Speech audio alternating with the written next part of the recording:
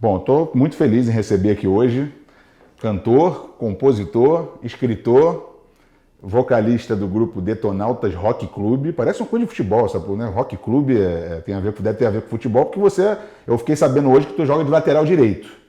Foi como o Filé me falou, que você joga lateral direito. É verdade isso? Lateral esquerdo, Filé confundiu. Lateral esquerdo, confundi. Obrigado, meu irmão, por ter vindo aqui. Tico Santa Cruz, figuraça.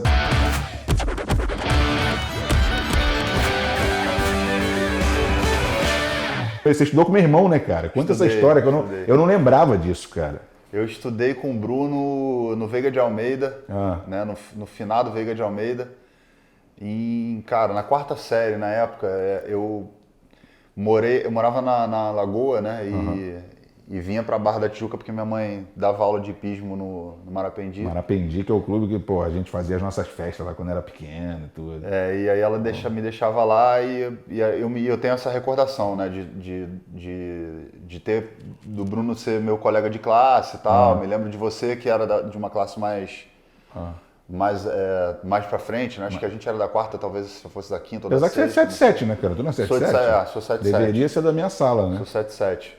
Mas eu não sei porquê. Depois que a gente trocou, ficou se falando e tal pelo WhatsApp, eu falei, pô, mas por que a gente tem a mesma idade? Quer dizer, na verdade eu sou até mais velho que você. Porque eu sou de setembro. E você é verdade, é um mês, é outubro. E eu não tinha outubro. repetido de ano ainda.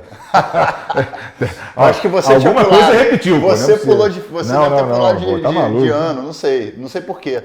Mas enfim, então eu já tinha essa proximidade, a gente já teve muita proximidade e... Porque eu sempre falo que, cara, a gente na infância, cara, muita gente vem dizer pra gente, pô, estudei contigo, estudei com teu irmão. Eu falo, puta, cara, é muita gente. Só que a gente esquece às vezes que lá no colégio a gente era o filho do Zico, né? Só que quando meu pai vinha buscar a gente lá, era um evento, cara. Então, pai, vem buscar hoje aqui, aí parava a escola e tal.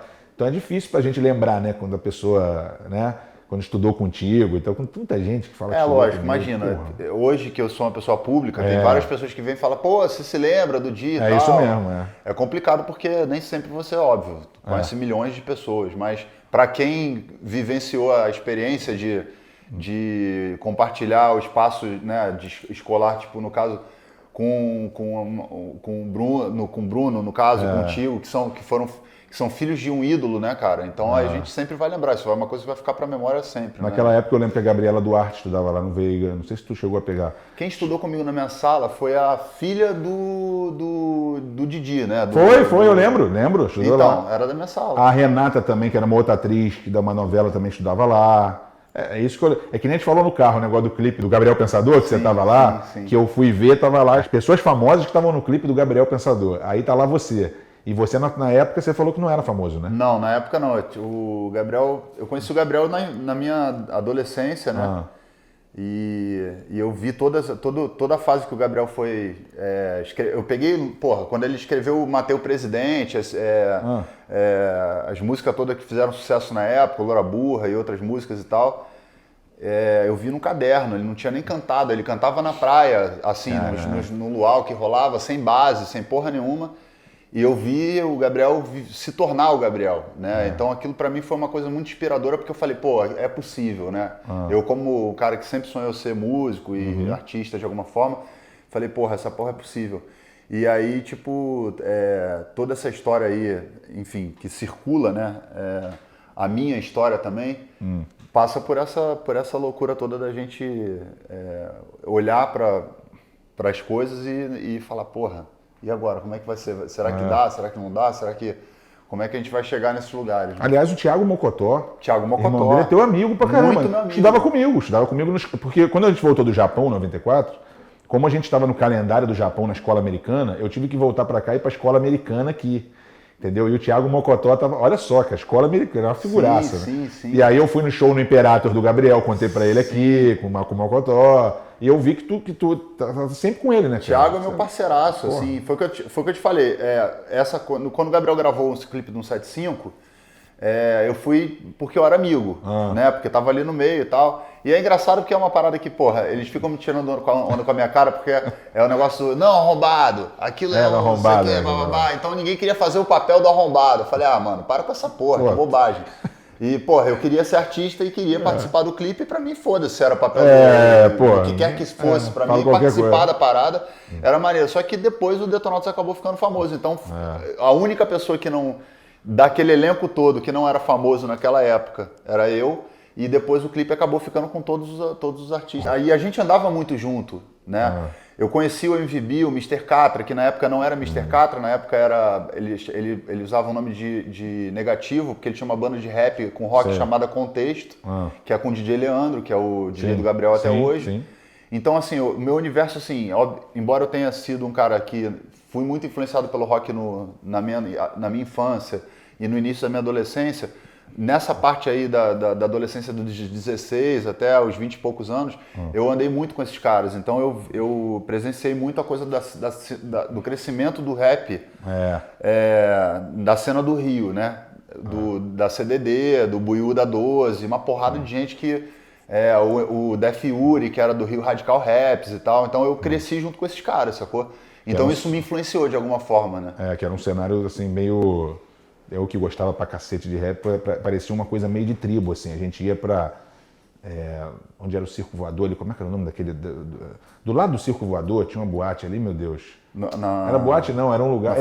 Fundição Progresso, eu ia direto na Fundição. Sim. Que eram os únicos lugares, assim, que você tinha coisa de soul, de R&B, que o pessoal chamava de charme naquela época. Sim. Era uma cena diferente, era difícil de ter espaço, né? Tava muito no começo, assim, o que era de maior que tinha... Era o Racionais, que estava em São Paulo, já começando era, na época ainda seguido por mais de 50 mil manos. Isso, 50 mil naquela época era gente pra caralho. Hoje em dia qualquer pessoa tem 50 mil seguidores no Instagram, mas eu vi o crescimento do Racionais. Então o hip hop na minha vida, ele me pautou, inclusive, para ser quem eu sou hoje como cidadão. Pô, que maneiro. Né? Porque a minha visão de mundo, ela tá muito pautada pelo fato de que eu convivi com pessoas que moldaram a minha visão, porque eu saía também um pouco desse ambiente da coisa da Barra da Tijuca, dos condomínios, etc, e vivenciava a realidade na favela, da pobreza, da miséria. Lugares que quem era da nossa família não ia... Exatamente. Nem ia nesse lugar. Que nossos amigos talvez nem tivessem ideia de que existisse. Não. Né? Porque a coisa de condomínio, da Barra da Tijuca, etc, era um mundo à parte. Ainda é até hoje um mundo paralelo. Né? Então, eu tive a oportunidade de formar um pouco da minha personalidade como cidadão mesmo, de ver as diferenças,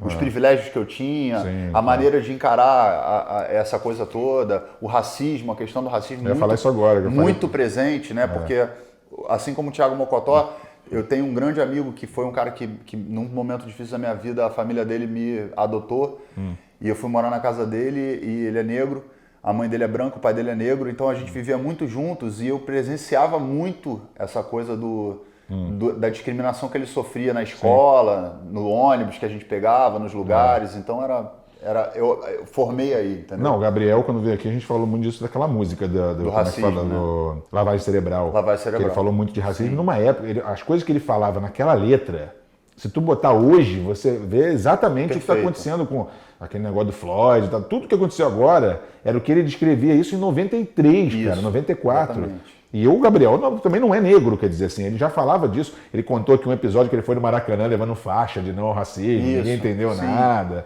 Você estava junto com ele nesse dia, mas não estava junto com ele, mas assim, era um assunto muito presente. E quem levava muito esse assunto presente também era o MV né? O MV que tinha uma postura bastante contundente, inclusive nesse combate ao racismo, que foi muito importante. Veio um pouco depois do Gabriel? O MV o Gabriel estourou em 93, 94, não sei, foi na época do Collor, né?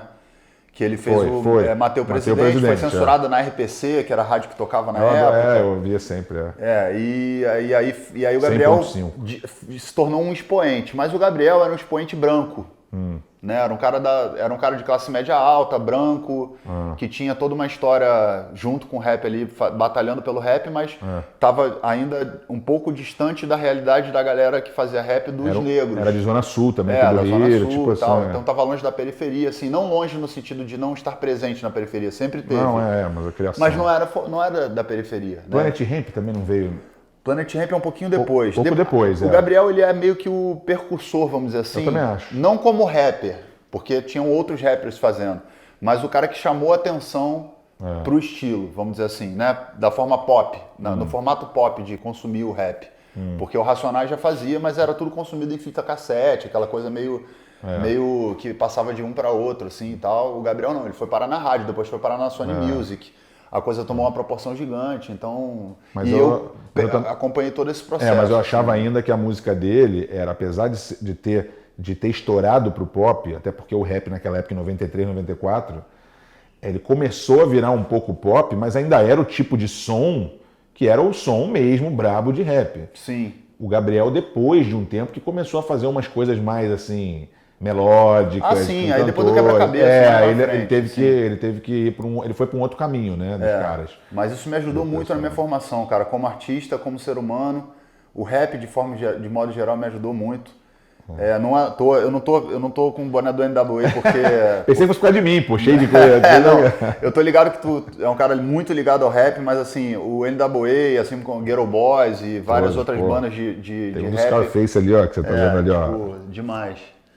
Então eu cresci ouvindo, né, os caras, as histórias e tal, e aquilo me inspirou de alguma maneira, tanto que assim, óbvio, as minhas letras, talvez no começo como rock, como banda de rock, elas não tinham essa abordagem social, crítica, acho que fizeram sucesso e tal, mas o próprio Outro Lugar, que foi a primeira música do Detonautas que estourou, tem um rap no meio. Cara sinistro da Zona Sul, andando com um monte de santinha pra lá e pra cá. Então a gente também começou já a usar o rap como referência lá em 1999 e tal, que tinha o Planet fazendo, o Charlie Brown já usava também essa linguagem. Que era um rap, mas com uma pegada rock, com assim, pegada né? de Guitarra rock e tal. E eu acho que assim, funciona muito bem. Eu acho que o rap e o rock são gêneros musicais que funcionam muito bem, são complementares e até hoje, assim, eu uso muito rap. Eu tenho uma música que a gente está produzindo agora que é misturado com rap e tal.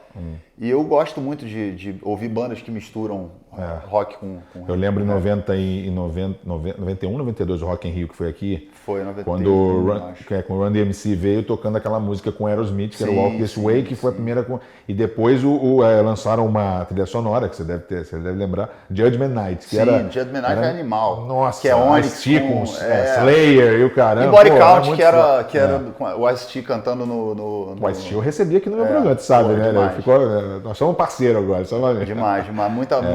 Muita história pra contar, né? O Ice-T, tipo... Ele veio no Brasil. Eu fico botando a pilha da galera do Rock in Rio tentar trazer o Body Count pra fazer um show. Eu acho que a gente tinha que fazer essa... Né, o Cypress Hill, o Body Count, o Rage Against, que tá voltando e tal. São bandas que misturam rap com rock.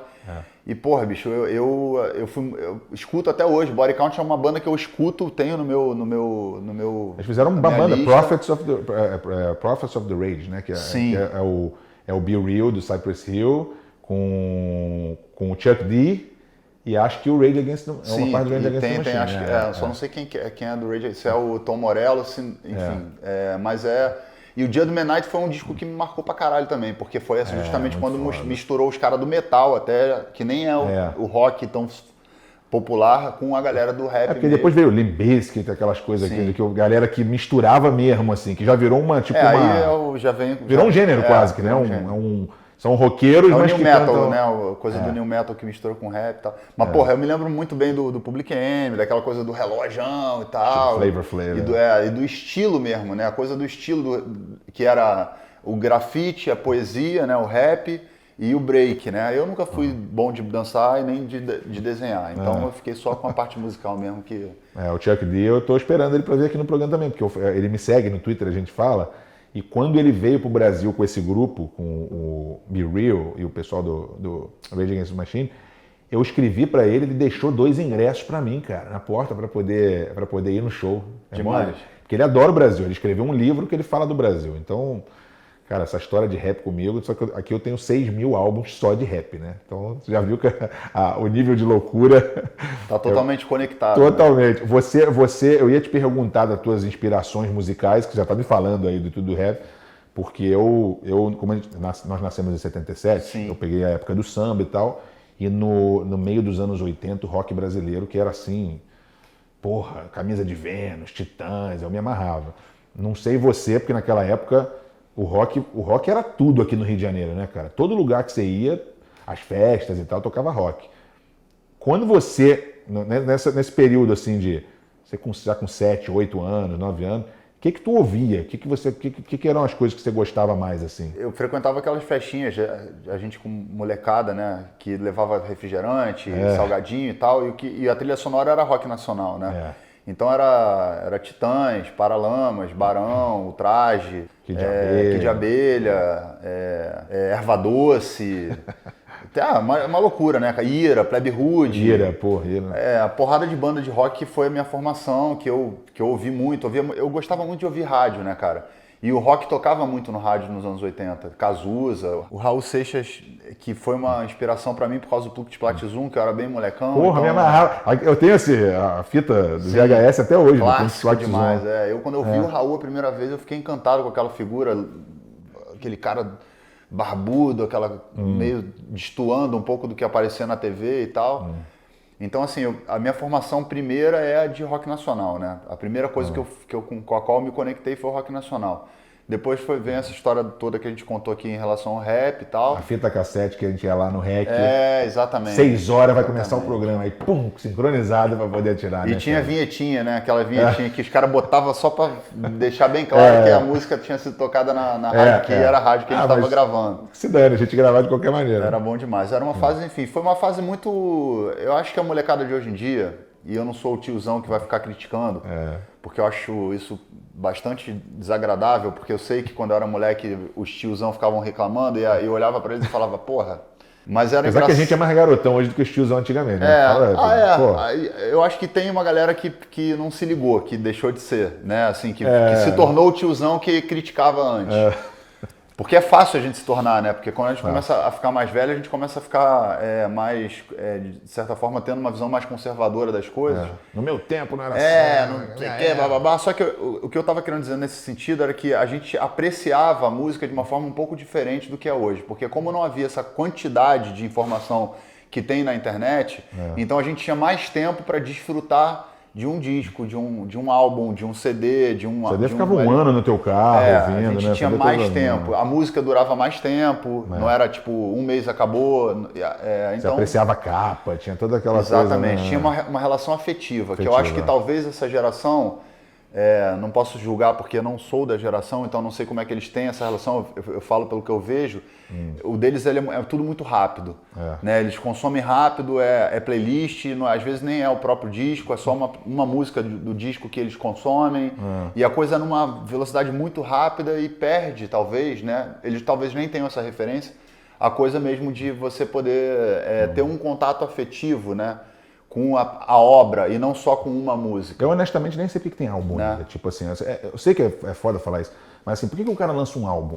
Porque o conceito do álbum antigamente era você lançar um conjunto de músicas que você gravou ali, ficou trabalhando pra caramba, a pessoa vai pagar R$15, R$20, sei lá, R$14,99, $12, né? Sim. Pra comprar aquele trabalho que você fez. Cara, hoje nesse celular, você manda uma música por dia, se você quiser, 5 músicas por dia. É difícil, assim. Muito descartável, né? Tem uma galera que, por exemplo, tem uma banda que eu gosto muito, The Killers, que é uma banda que eu curto. Os caras lançaram um álbum recentemente. O Kings of Leon lançou também o álbum completo. Eles nem foram lançando single e depois juntaram e fizeram um álbum. Eu peguei e ouvi, porque eu tenho esse hábito. De pegar um disco e botar o disco inteiro e ficar ouvindo, eu vou correr e escuto, ou então tô no carro, coloco o álbum todo e tal. Eu faço pior, os artistas que eu gosto eu compro. Sim. Eu vou no iTunes, eu compro os álbuns dos caras. Compro de todo mundo que eu gosto, todos, cara, todos. Eu já entrei nessa era do Spotify, e aí baixo, né, tudo no celular e escuto. Mas assim, eu ainda tenho o hábito de, por exemplo, sair o disco do Body Count, eu vou lá e baixo o disco. Claro. Né? Escuto os artistas que eu gosto, eu escuto tudo. E quando eu conheço um artista novo, que também é uma coisa que tem um estudo que diz que depois de uma determinada idade, você começa a não ouvir mais coisas novas, fica ouvindo sempre o que já é o clássico, que você já está habituado e tal. Eu procuro fazer o exercício de ouvir.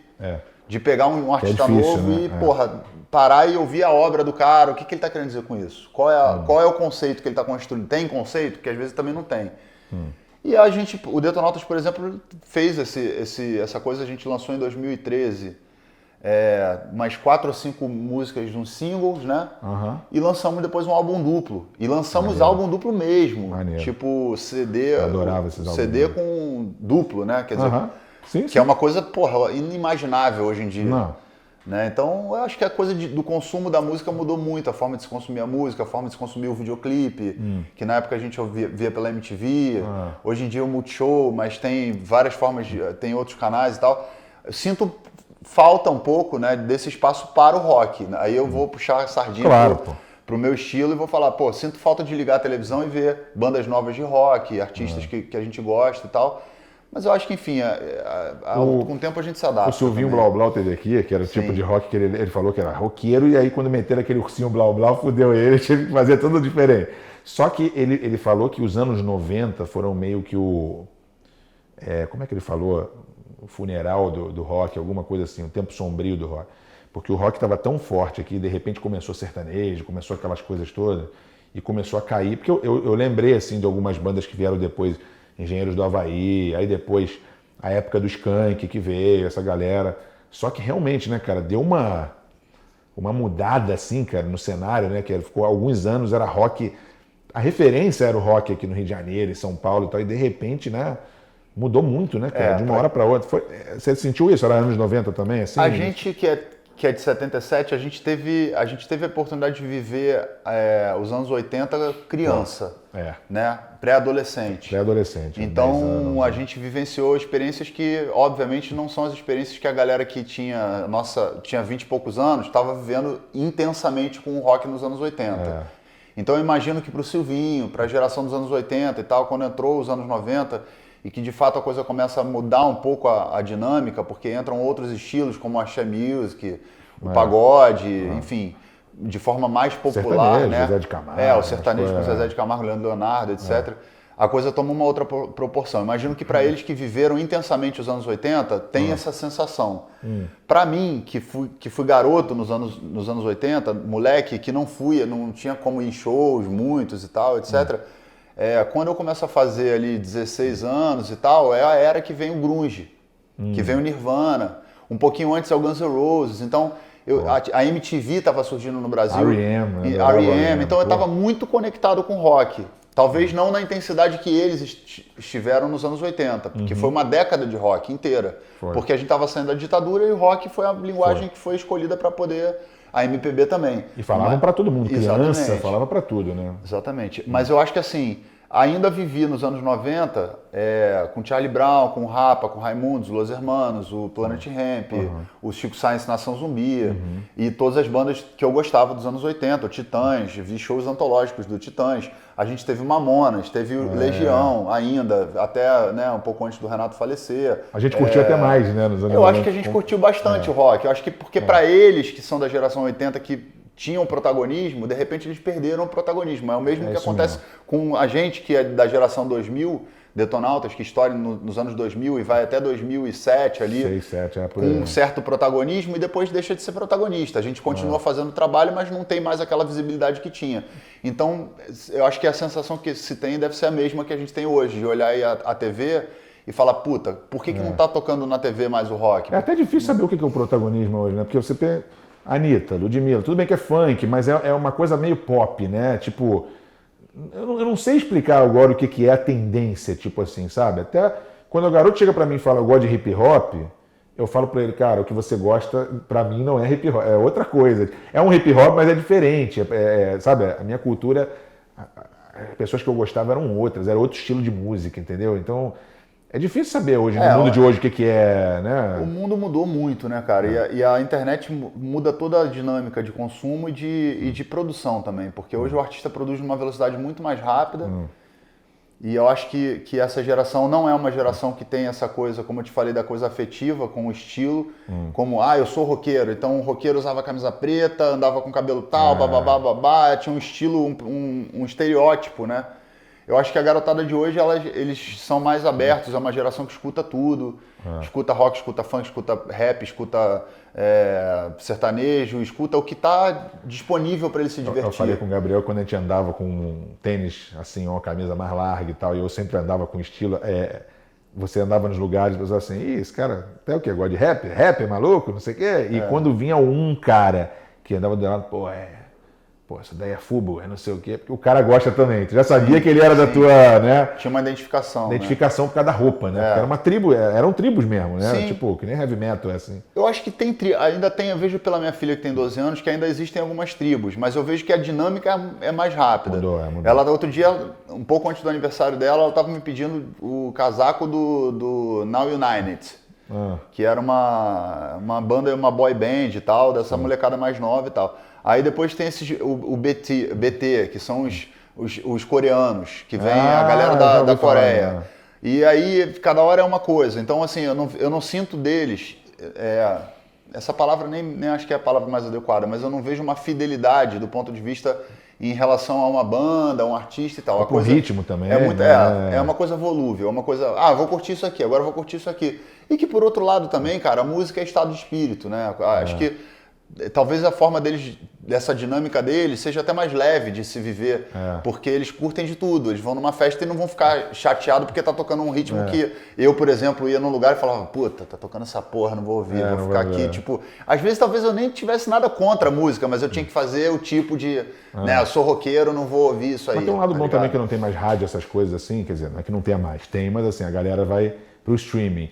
Porque tu vai lá ver o Spotify, às vezes uma banda que tu fala, pô, não tá em lugar nenhum, e tu vai ver os números, cara. Não, é absurdo. Cara, absurdo. Você deve ver isso absurdo. com Detonautas lá no A gente no tem Spotify. os analíticos lá que a gente, por exemplo, a gente conseguiu colocar uma música no top 5 do viral do Spotify, que foi uma coisa inédita pro rock nos últimos anos, né? Nos últimos, sei lá, quantos anos. Não se entra uma banda de rock brasileira no top 50 do Spotify, tirando o Angra, que fez... Top 50? No top 50. Tirando o Angra, que há 3 anos atrás entrou com a Sandy, se eu não me engano.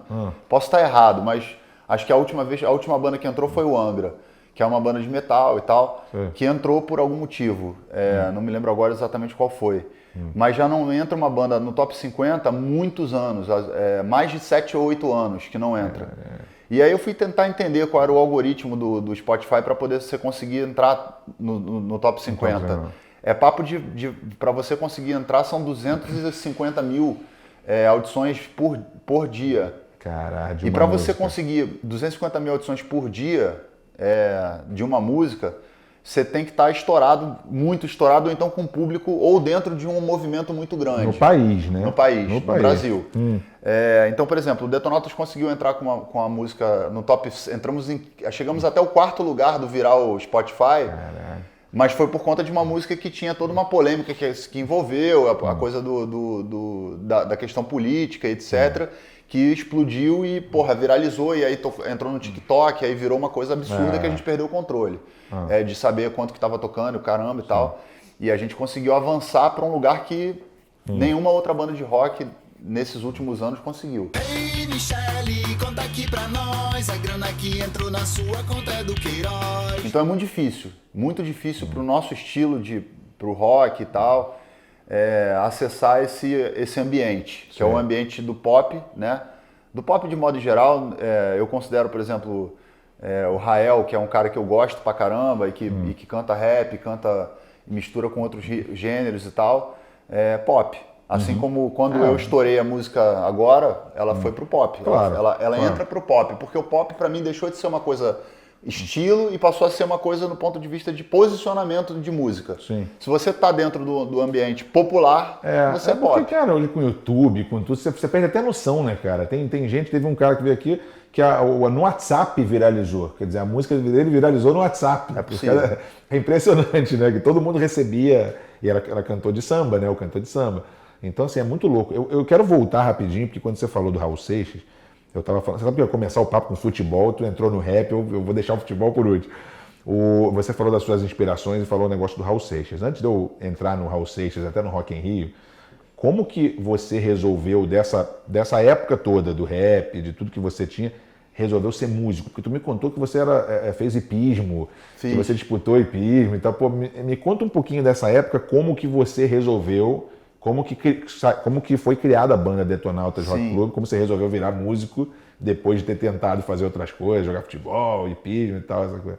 Quando eu era moleque, meu sonho era jogar futebol. Todo É, mundo, né? é. Todo mundo que gosta de futebol queria jogar futebol. Eu cheguei a jogar futebol, mas não era um cara que tinha competência, nem cheguei a ter condições de disputar realmente uma vaga num clube profissional. Até fiz testes e Tá tal. na pelada certa do filé, né? O filé me abrigou, né? O filé, o nego corre e não pensa, o que eu O digo. filé me abrigou ali no futebol dos artistas ali. Mas eu tentei, quando eu era criança, todo garoto que jogava futebol tinha um sonho claro. de ser jogador de futebol e tal. Tentei fazer testes e tal, fiz teste no Flamengo, fiz teste em clubes. Aliás, tem uma história absurda no Flamengo, que foi uma coisa muito engraçada, que eu morava na Lagoa, quando eu era bem moleque, e eu fui jogar futebol de salão no Flamengo. E meu pai é vascaíno, né? Mas era o único clube que tinha próximo de nós. E nessa época meu pai tinha uma condição de vida boa e tal, então ele tinha motorista, babá, essas coisas, né? Uma vida totalmente distante da realidade que eu tenho hoje, ou que eu, enfim. E aí um dia ele falou, pra eu ir, pra me matricular na escolinha de futebol do Flamengo, só que, ele não tava, eu não tinha o uniforme do Flamengo. Então eu imaginei na minha cabeça o seguinte, eu tô indo jogar futebol, vou botar o uniforme do Vasco. E entrei, cara, no Flamengo. Você não fez isso. Eu fiz, cara. Fui com a roupa e arrumava merda de novo. Mas eu não era uma coisa assim, mas eu era criança, quer dizer, na verdade quem tinha que ter esse cuidado comigo, né, na verdade era meu pai e minha mãe, que me terceirizaram de certa forma, e botaram com o motorista, que não tinha nada a ver com essa porra, né, de só tinha que me levar lá, ele não tinha que se preocupar com que roupa que eu tava, com o uniforme que eu tava usando. E eu, vou jogar futebol, botei a roupa do Vasco e entrei, cara, no Flamengo. Entrei pela porta lateral, aquela porta que tem ali perto da Cobal. Sim. Entrei por ali com a uniforme do Vasco e entrei e fui pra escolinha do Flamengo e todo mundo com a roupa, com a camisa do Flamengo, o uniforme do Flamengo, né? A molecada que tava jogando futebol de salão. E eu cheguei lá pra jogar com o uniforme do Vasco. E eu me lembro que o professor chegou para a pessoa que estava me acompanhando e falou, olha, vocês vão ter que comprar o uniforme do Flamengo, porque não dá para ele fazer com essa roupa, né? Com esse uniforme do time rival e tal, não sei o quê. Aí eu fui embora para casa, né? Porque eu não tinha dinheiro nem nada, voltei para casa chorando, e o caralho, fiquei, foi uma coisa que me marcou.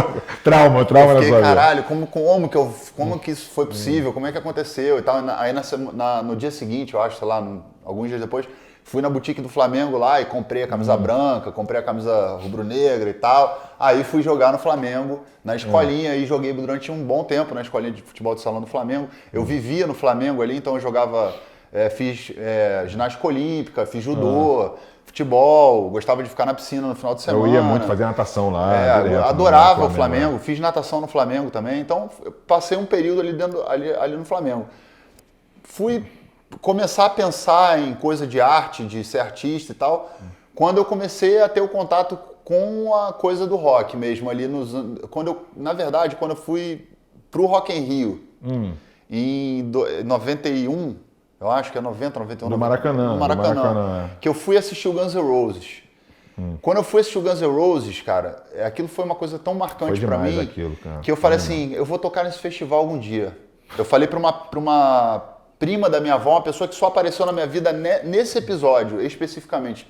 Não me lembro dela ter aparecido outra vez. Ela me levou ao Rock in Rio, no dia do Guns N' Roses, e eu falei pra ela, vou tocar um dia nesse festival e tal, não sei o quê.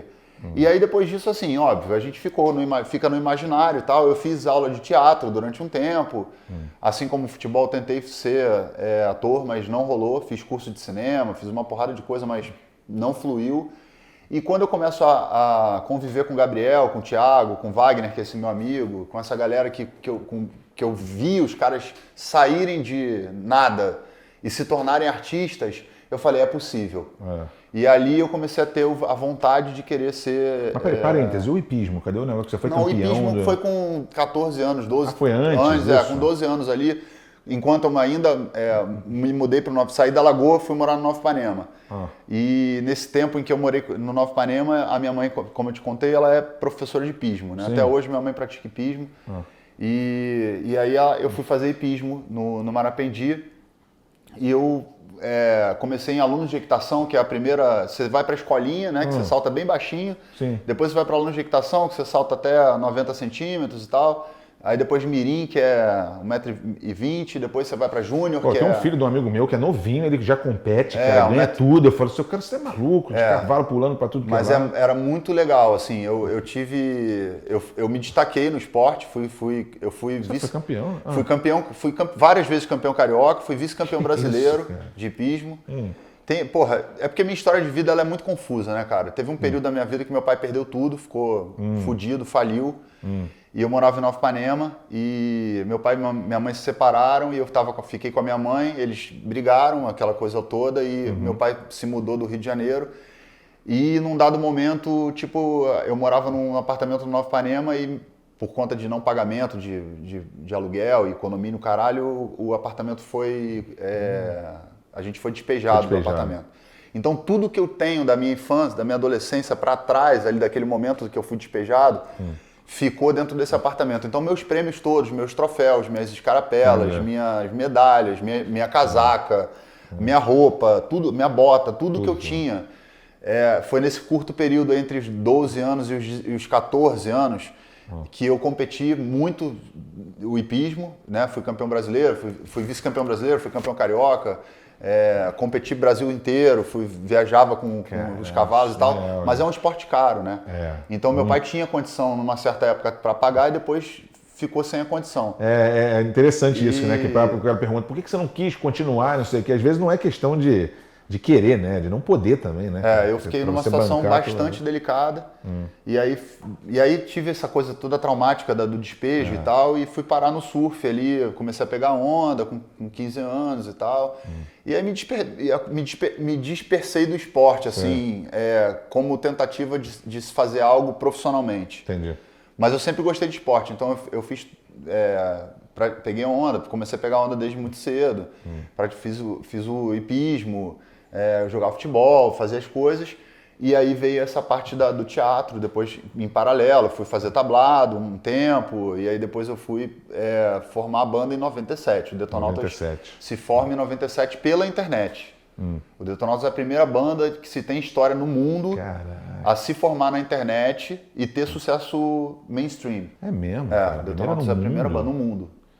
O nome Rock Club por que foi isso? Foi por causa de alguma coisa de futebol? Não, o Rock Club foi porque a gente era Detonautas até o ano 2000. E no ano 2000, o Cleston, que era o DJ Cleston, né, que é goleiro, Cleston e tal, ele entrou na banda. Quando ele entrou na banda, a gente queria marcar essa nova fase, que a gente entra com o Cleston como DJ para poder misturar com rap e com música eletrônica, etc. E a gente queria marcar isso. Então a gente falou, vamos adicionar um nome pra gente não mudar o nome da banda. Aí a gente foi e colocou Detonautas Rock Club. Entendi. Como equipe mesmo. E o rock não é com CK, era rock... rock com QUE, né? Com QUE, que era rock brasileiro, que a gente queria dizer, que a gente era uma coisa de rock brasileiro. E tinha essa coisa da conotação da equipe, né?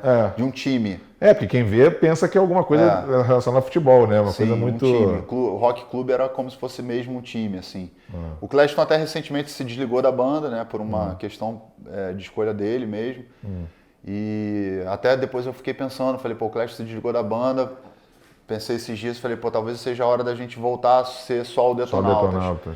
Mas só que isso não faz muita diferença, porque quando fala o nome da banda, fala Detonautas. Detonautas Rock Club é só quando vai falar em algum outro lugar, alguma coisa mais formal, assim. Nem o Paralamas, ninguém fala Paralamas. É verdade. O Barão também, ninguém fala Barão Vermelho e tal, né? Então, só o nome oficial, né? Mas aí fica aquela coisa Detonautas. Detonautas. É engraçado você falar o negócio do Rock in Rio, porque eu fui olhar, tantos músicos que sonham em ir pro Rock in Rio, ou que tiveram a oportunidade, mas aí foram uma vez ou duas vezes no máximo, e às vezes até se sentem meio chateados porque não são convidados e tal. E eu fui olhar, eu pensando na minha cabeça, Detonautas já deve ter participado de 2 Rock in Rio, 3 Rock in Rio. Cara, eu fui ver ali, vocês participaram de, acho que foram 4? A gente participou, o Detonautas participou de 3, oficialmente como banda. O primeiro foi no 2011, no Palco Mundo.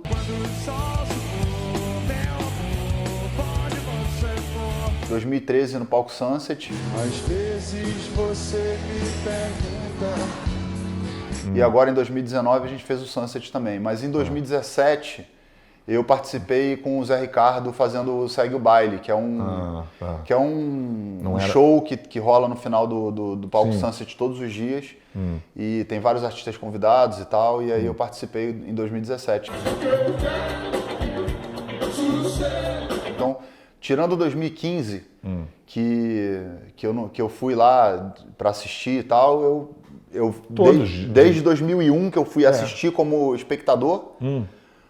E aí 2011 pra frente, o Detonautas, eu participei de praticamente todos os Rock in Rios como artista. Tem dois aí que eu queria falar sobre, mas assim, primeiro eu queria saber quando você recebeu o convite, vocês receberam o convite a primeira vez, como é que foi pra você? Porque assim, tu ter aquele sonho de ir lá no Guns N' Roses e falar, pô, um dia eu vou tocar nesse festival, e aí chegarem pra você e chamarem, né? Como é que foi na hora pra você? Porra, foi... Onde foi? Você lembra onde é que você tava? Lembro, eu tava no Rio das Pedras. Tava indo pro estúdio que a gente tem um estúdio ali no Rio das Pedras, ali em cima, no Floresta. A gente tava indo pra lá e eu recebi o telefonema da Marizinha, que é a responsável pelo line-up do festival. E aí ela falou pra mim, ó, Tico, o Detonautas está confirmado, mas não pode contar pra ninguém ainda, porque a gente vai anunciar isso formalmente pelas mídias, etc. Mas você já estava com uma expectativazinha ali, né? Não, a gente estava na expectativa porque estava meio que já sendo sondado, né? Mas daí a ser uma coisa de realidade há uma distância. E quando a gente foi confirmado, a gente foi confirmado no dia do Guns N' Roses. Caramba. Então, aquele dia que eu estava lá no Maracanã entrando, falando, um dia eu ainda vou tocar nesse festival por causa do Guns N' Roses, ele se realiza em 2011, quando eu entro no palco do Rock in Rio, no palco mundo do Rock in Rio, como primeira banda independente do Brasil a tocar no palco mundo, que foi o Detonautas. Quer dizer, a gente não tinha uma gravadora, né? Porque a gravadora tem um poder muito grande de influência no line-up, porque ela tem outros artistas a qual ela negocia. Ó, bota o meu artista aqui, o outro artista ali e tal. O Rock in Rio é um festival... E nisso eu posso falar tranquilamente que o Rock in Rio é um festival que respeita muito essa coisa de quem é o line-up que eles querem e não de quem está influenciando, se é patrocinador, se tem alguém botando o dedo. Eles é que decidem a parada, se é o Detonautas tendo gravadora ou não tendo o patrocinador gostando ou não gostando. É o Detonautas. Característica deles mesmo. Isso não são todos os festivais, tá, cara? Porque tem muito festival que não tem esse peito de bater na mesa e falar, não, esse artista eu quero no meu line-up. Mas pra mim é o segredo do sucesso. Pra mim eu acho que é um dos grandes segredos. Então eu sou um cara muito grato ao Rock in Rio, porque o Rock in Rio sempre foi um festival que comprou o barulho do Detonautas. Né? E apostou no Detonautas. Porque a gente em 2010 lançou um acústico pela Sony, que acabou sendo engavetado na época e que podia tudo para ser um produto foda na época. Se tornou um produto foda no YouTube, hoje tem 70 milhões, 80 milhões de visualizações, é um produto enorme, mas que foi engavetado. Ele ganhou vida por conta própria. E a gente estava numa fase assim, caralho, como é que a gente vai fazer agora? Porque a gente estava vindo de gravadoras, né? Sim. E como é que a gente vai fazer agora? E o Rock in Rio deu essa oportunidade pra gente num momento decisivo da nossa carreira.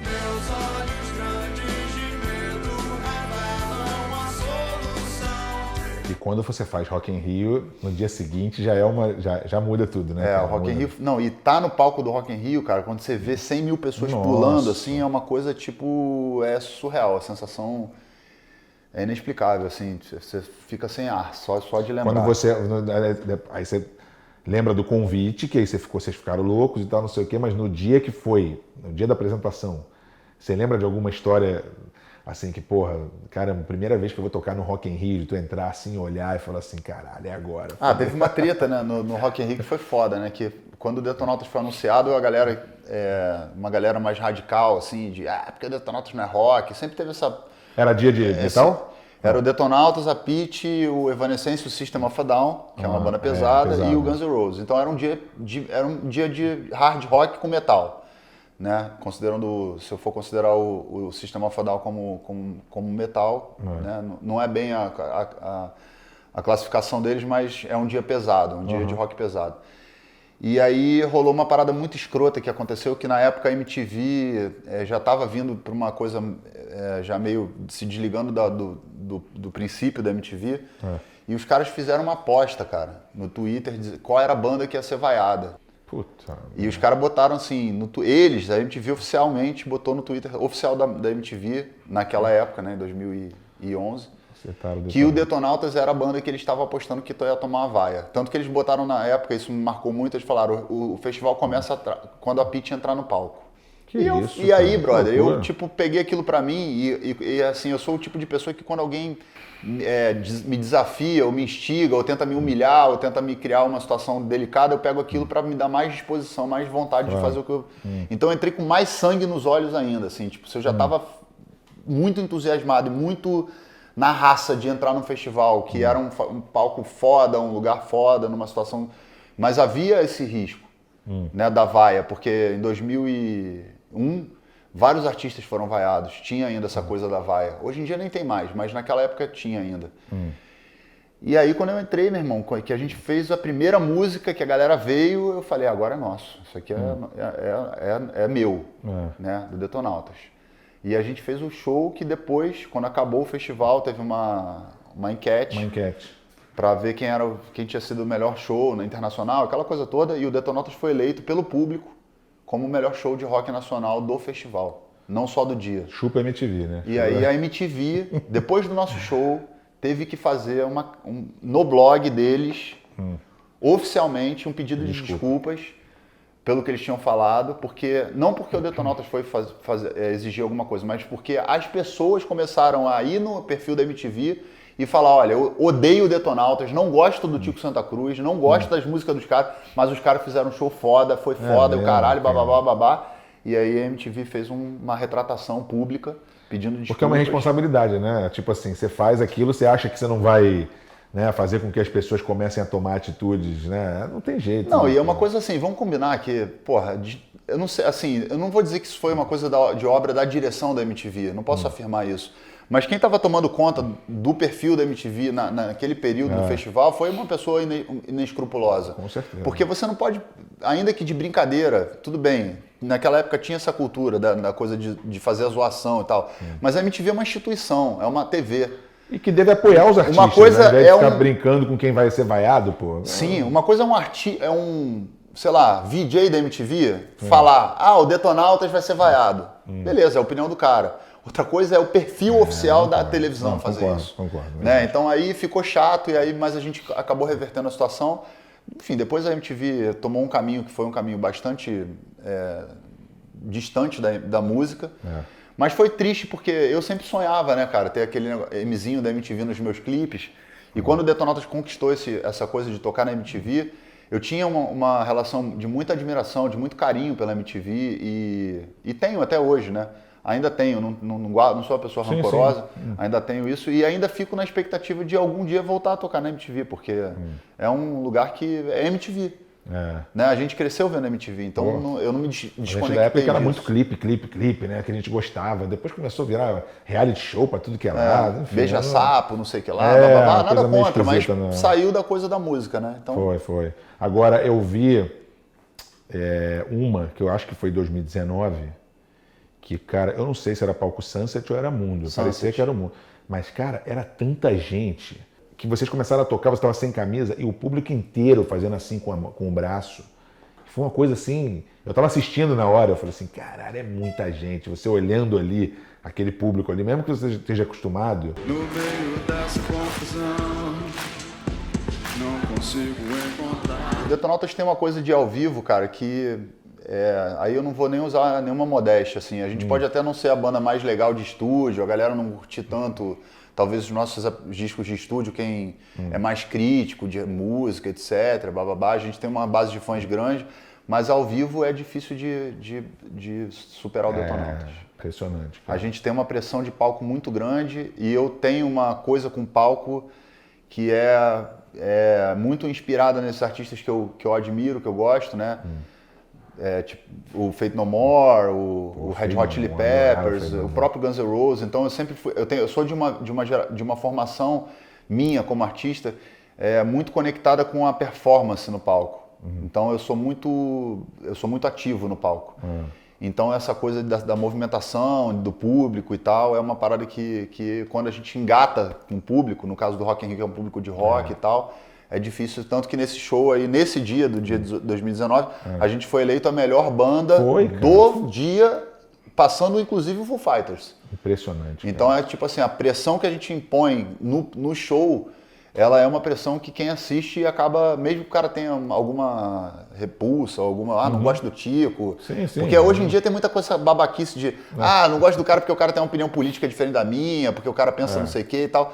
Quando chega no show, a gente quebra. Mas é legal, o Capital Inicial, por exemplo, também, que é uma banda já de muitos anos, mas quando vai no Rock in Rio, né, cara? Não, o Capital também é uma banda muito foda, porque os caras, uma obra que todo mundo canta tudo, né? A gente ganha muito na performance, né?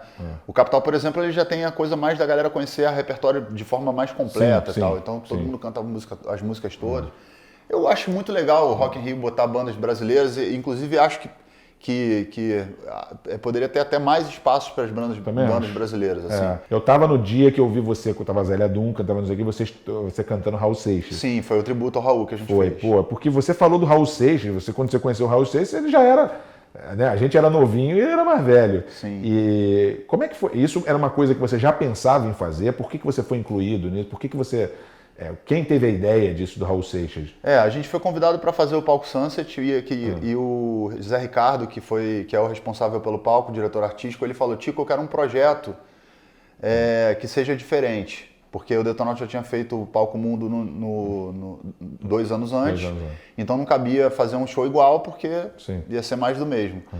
E aí eu sou muito fã do Raul há muito tempo, tenho tatuado a chave da Sociedade Alternativa no meu peito, participei da marcha pro Raul quando eu estive em São Paulo por algumas vezes, sou amigo do Silvio, que é o cara que é fundador fundador do fã-clube do Raul, a Kika Seixas, a Vivi, com quem eu já participei do baú do Raul em algumas oportunidades e tal. Eu falei, pô, cara, eu queria fazer uma homenagem ao Raul, porque o Raul foi um artista que não tocou no Rock in Rio. E acho que, que o Raul merecia estar no Rock in Rio de alguma maneira, na história do festival. Só que a proposta que eu fiz a ele foi diferente. Eu falei, eu não quero fazer tipo cover do Raul, eu quero tocar o arranjo original. Que maneiro. Quero fazer o disco igual o arranjo do disco, que é uma coisa até bastante megalomaníaca, porque como o Raul usava muito orquestra nos arranjos, então para poder fazer os arranjos a gente teve que botar uma orquestra no palco. Caraca. Então foi uma coisa muito grandiosa, assim, em memória do Raul, que eu acho que ele é merecedor. E foi muito foda porque a gente realmente conseguiu reproduzir as músicas como elas foram feitas no disco. Tá? Nem o Raul tocava igual o disco. Porque o Detonautas, por exemplo, quando vai tocar hoje, não toca igual o disco. Toca show, você vai tocando, a música vai ganhando outra dinâmica. A gente fez igual o disco. Você escuta as mesmas notas, o mesmo arranjo, a mesma... Mas a ideia já era ter outros artistas ou vocês que acabaram convidando os outros artistas para participarem? O Sunset é um palco de encontros, né? No ano de 19 a gente fez com o Pavilhão 9. Até o Mano Brown agora fez uma que foi diferentão, né? Ele de blazer, ele cantando uma coisa mais soul. O pessoal fala, pô, o que o Mano Brown tá fazendo? Mas eles misturam faz essa coisa, né? O Sunset é um palco de encontros. Então a gente convidou a Zélia Duncan, o Zé Cabaleiro, o Rick Ferreira, que é um guitarrista que tocou com o Raul, o Arnaldo Brandão, que baixista, que também teve história com o Raul, e quem mais? Eu convidei o Marcelo Nova para tocar, porque o Marcelo Nova foi o cara que resgatou o Raul numa época difícil do Raul, mas o Marcelo, ele tem uma postura dele que eu respeito, que ele falou, não, eu não vou fazer o palco Sunset, porque o Raul é uma coisa muito grande para o palco Sunset. Eu discordo dele no sentido de que o palco Sunset para mim tem a mesma importância do palco Mundo. Claro. E fiquei muito triste de não tê-lo junto, porque ele faz parte da obra do Raul, e não poderia estar fora disso, porque a gente chamou todo mundo que faz parte de alguma maneira, de alguma conexão. Zé Cabaleiro também foi, enfim, vários artistas que têm algum vínculo com o Raul.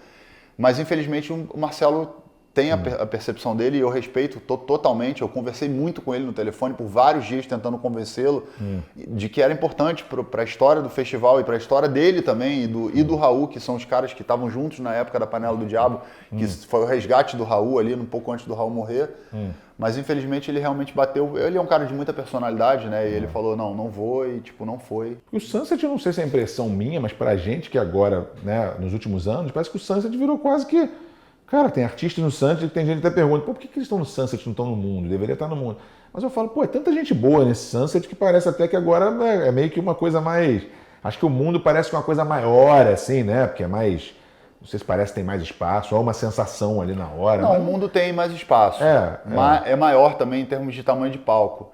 Mas o festival, ele hoje já não é mais só o Palco Mundo. Não. Ele é uma experiência. É uma experiência. Então ele é o Palco Mundo, o Sunset, a Rock Street, que tem um monte de coisa. Última fizeram uma loucura lá, toda escura, Palco cheia de Favela, luz. tem a parte lá do eletrônica. Não, mas aquela parada que fizeram lá num negócio escuro, cheio de luz, eu falei, caraca, que loucura aquilo lá, meu irmão. Foi uma experiência que eles fizeram da coisa da natureza, né? Eu participei também junto, eu estava no elenco dos artistas que participaram. É uma experiência bem interessante. Então, assim, o Rock in Rio, na verdade, é um festival que é tipo um parque de diversões, né? Tem de tudo pra todo mundo. Tem roda gigante, tem tudo. Não, o Rock in Rio, eu acho que esse é maneiro que você falou, né? O negócio da personalidade mesmo deles, sabe? É o nosso estilo, é o jeito. O pessoal fala, pô, o Rock in Rio podia trazer mais artistas de... Eu falei, cara... Tem 100 mil, 200 mil pessoas todo dia naquele negócio, toda a edição do Rock in Rio, entendeu? Eu ficava preocupado de, tipo assim, 1 ou 2 anos de diferença, se isso ia continuar. Mas não tem jeito, é uma marca tão forte. De 2 em 2 anos eu acho bem viável. É verdade. E assim, também tem outros festivais no Brasil acontecendo. O Lollapalooza, por exemplo, é um festival que a gente nunca teve a oportunidade de tocar e que eu gostaria muito de tocar. Porque o Lollapalooza quem fundou o Lollapalooza foi o Perry Farrell, que é o cara de uma das bandas que me influenciou quando eu era criança, que é o Jane's Addiction, que é uma banda de rock, das antigas, dos anos 80, e que eu ouvia muito quando eu era moleque. Eu sou fã pra caralho, de vez em quando eu comento até nas postagens dele no Instagram e tal, ele até curte e tal. Não sou amigo do cara, nem tenho relação com ele, mas é um festival que eu gostaria muito de tocar, né? E aqui é um festival ainda que a gente não teve a oportunidade de fazer parte. Mas tirando o Lollapalooza, a gente já tocou praticamente nos todos os grandes festivais do Brasil. Que parece o Lollapalooza, não sei a impressão, mas parece assim que eles chamam mais artistas atuais, assim. Né? Ele tem uma coisa mais... um line-up bastante misturado e tem aquela coisa que acho que agora já ficou datado também, mas que não se chama mais, que é a coisa indie, né? Das bandas mais alternativas. Mas eu acho que tem espaço. O Gabriel tocou lá, assim, Raimundos tocou, enfim, vários artistas tocaram lá. Então acho que não é só por uma questão de tempo. Eu acho que a gente conseguir chegar no... Vamos fazer um apelo para convidar o Detonaldo do Lollapalooza. Agora, vou passar um pouco mais para cá por causa dessas polêmicas todas. Você já tem imã para isso? Porque o cara que se vestiu de Vasco entrando no Flamengo já não é Bolsonaro. E vocês lançaram 2 músicas agora. Haja polêmica, isso daí, quando você faz, você já sabe que vai comprar uma briga danada. Como é que foi o negócio da Michelle e desse último agora que vocês estão lançando, do Kit Harington? A Michelle foi assim, nem estava previsto. Ela foi uma música feita no domingo. Por causa do negócio por causa da atitude do presidente da República, que se dirigiu a um jornalista de forma totalmente agressiva, extremamente agressiva, e falou que ia dar um soco na boca do cara, porque ele fez uma pergunta a respeito dos 89 mil que foram depositados na conta da primeira-dama. Isso não é uma informação fake news, é uma informação dada pelo COAF. E perguntou para ele, e aí, vai explicar ou não vai explicar? Como é que é? Que os 89 mil e tal, e o cara ameaçou um jornalista, que é uma coisa usual desse governo. E isso viralizou de uma maneira gigantesca na internet, todo mundo tá postando nas suas redes, etc, etc. Eu falei, vou fazer uma música perguntando, né, sobre esses 89 mil. Vou tentar somar forças com esse repórter, com as pessoas que estão interessadas em saber, né? Acho que como presidente da República que falou tanto sobre transparência e contra a corrupção, não custava nada dizer 89 mil, explica aí. Não é nada demais, 89 mil. Então fiz a música e a música estava lá rodando, a galera deu a polêmica. Eles se calam nessa hora, é muito nítido que não é um assunto que eles se sentem confortáveis de tocar, e nem a militância. A militância também se cala. Só que, como a primeira-dama provavelmente está numa situação muito delicada, porque certamente ela foi envolvida nisso, porque ela está na família e ali, de alguma maneira, ela foi usada, na minha visão, posso estar errado, tá? Mas eu olho para ela e vejo que talvez ela tenha sido usada nesse caso.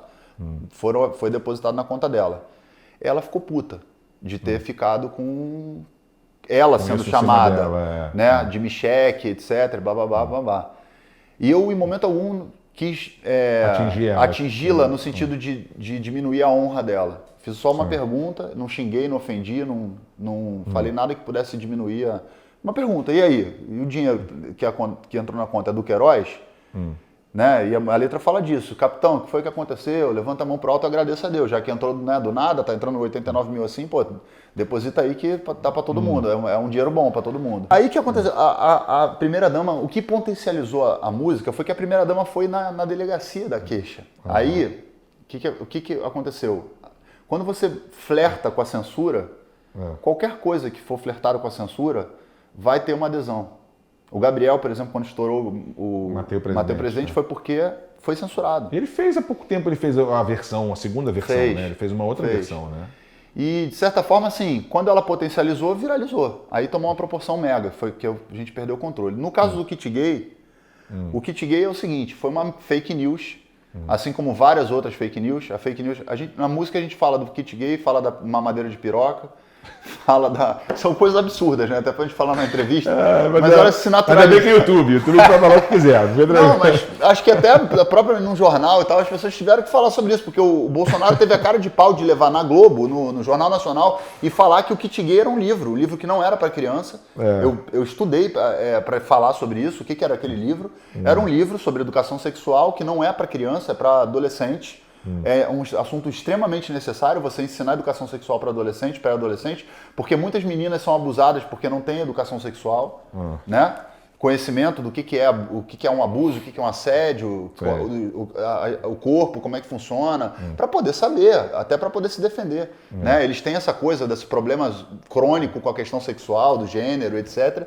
Então eles inventaram essa parada do Kit Gay, da mamadeira de piroca, da Lei Rouanet, que eu ganhei dinheiro da Lei Rouanet para defender o PT. Essa é uma daí que essa é a mais comum, né? Que fala, Né? o artista acabou a mamar, Parou de mamar na Lei Rouanet. Tá. Então ganhei dinheiro da Lei Rouanet, tá na música.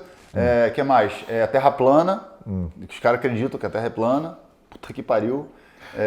Essa do jogador de basquete lá dos Estados Unidos, o Kyrie Irving, que era do meu time, ainda bem que não é mais do meu time, mas assim, ele falava isso, que a Terra era... Uma loucura. E o que mais? A vacina, coisa da antivacina, né? Da anticiência, na verdade. Então isso tudo tá na música? Tudo tá na música. Condensei tudo numa música engraçada, inspirada muito na coisa do Mamonas mesmo, assim, tipo, como referência, até de clipe e tudo mais.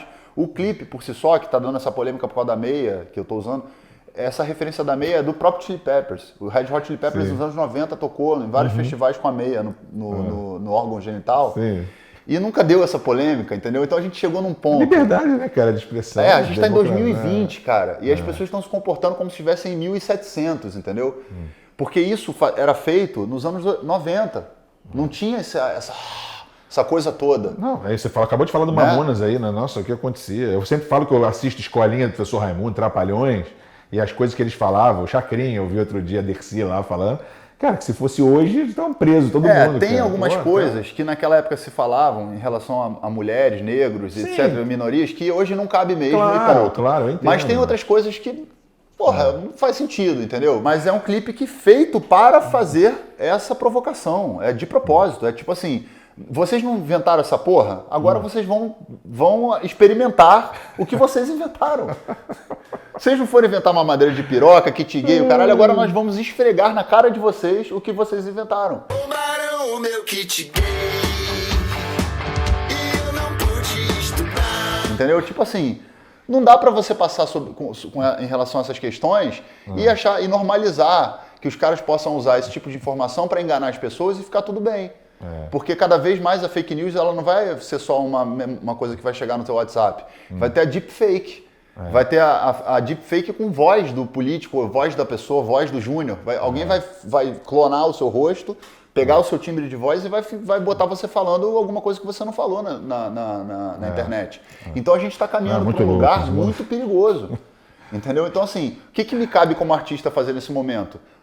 Criar algum tipo de provocação, de reação a essa galera, que é uma galera minoria no Brasil, não é a maioria, mas que é uma minoria barulhenta, que acha que pode sair fazendo e botando o dedo na cara dos outros e esculachando as pessoas do jeito que eles estão fazendo com todo mundo. A gente vive num país democrático. Claro. Então, uma opinião diferente da minha, nós não precisamos ser inimigos. Não precisa brigar, Entendeu? Agora, se você Difícil, criar né? uma coisa... Porque, por exemplo, a Lei Rouanet foi uma parada que me atingiu, pô. Tive que processar milhares de pessoas que me acusavam de ter ganho dinheiro da Lei Rouanet. Caralho, eu nunca peguei nenhum centavo de dinheiro de Lei Rouanet. É difícil. Cara, hoje em Entendeu? dia, você fala na internet, aí a pessoa só replica, repete, vê o que recebe no WhatsApp, enfim, é uma E é uma loucura. pica isso aí, porque a reputação vai... Né, as E pessoas... pra quem tem fama já de polêmico, já nem um pouco, já nem... Aí a gente aproveita, já que já tem aproveita. fama, já foda-se, vamos lá. Aliás, cara, já ia terminar, mas eu não podia deixar de falar isso rapidinho da pandemia, porque é o seguinte, você falou numa época aí, sobre doença mental, falando de que você estava meio cansado disso tudo, uma coisa. Como é que você está agora? A tua cabeça está boa, está mais tranquila? Como é que você assustou aí uma galera que você falou lá umas coisas e a pessoa ficou meio... o início da pandemia foi muito difícil para mim, ainda está sendo difícil. E eu sou uma pessoa muito conectada com a questão da saúde mental, já faço terapia há muitos anos, já desde 2004, e não vejo outro caminho para as pessoas que não a terapia para a população de modo geral, como questão de saúde pública mesmo. As pessoas não rendem o que poderiam render, não produzem o que poderiam produzir se não estiverem bem psicologicamente, né? Então agora eu tô vivendo uma fase produtiva, muito produtiva, quer dizer, canalizei aquele sentimento daquele momento de porra, tava querendo acabar com tudo, não aguento mais, isso aqui é uma loucura, etc. Cara, peguei esse movimento, identifiquei, na verdade o texto que eu fiz era um texto falando sobre identificar esse impulso e neutralizar esse impulso. Que é... Esses gatilhos que você na hora vê que você vê que tá chegando, você fala, pô, agora eu já sei identificar. E você só consegue identificar quando você faz terapia. Ou você está, de alguma maneira, orientado eu conheço muitas pessoas que têm problemas, sabe, saúde mental e tudo isso. Então, assim, é muito... Hoje você, graças a Deus, até o Instagram, isso é um lado bom. Você tem pessoas ali, referências no assunto, que eles estão ali, cara, para poder, né... Quando a gente quer ajuda, para você poder falar, você tem mais acesso a essa informação. Então, acho muito... A gente divulgou muito o número 188, que é o número do Centro de Valorização da Vida, né? Que é fundamental, assim, para quem não tem acesso. Mas eu acho que, assim, a coisa da utilização das redes sociais, ela é muito perigosa para a saúde mental. Muito. E eu tô te falando isso de alguém que hoje, nesses últimos dias, está aqui 24 horas no celular por causa das eleições americanas e coisas que mexem muito comigo, etc. E eu sei o quanto isso me abala, porque, por exemplo, eu sou um cara que nado todo dia. Todo dia eu vou para natação. E desde a semana passada eu tô sem nadar. Eu fiquei uma semana praticamente furnado, vendo coisa no celular e tentando sabe? E isso aqui é o crack. Cara, crack. No filme fala isso, que é pior que droga às vezes. Né? É muito pior do que droga. Quando você acorda, por exemplo, você olhar o celular quando acorda, se tiver uma frase que uma notícia ruim ou alguma... Aí fudeu o teu dia. É foda. Então, esse cuidado com a saúde mental é fundamental. Assim, é uma coisa que eu sou um militante mesmo, assim, pela saúde mental, do ponto de vista, assim, como saúde pública, como política pública mesmo, sabe? Oferecida gratuitamente para as pessoas que não têm acesso. E para quem tem acesso, como quebra de tabu de que, eu sou maluco porque eu faço terapia. Sim. Não, peraí. Não, nada a ver. Você vai na academia, paga um personal trainer para ficar bonito.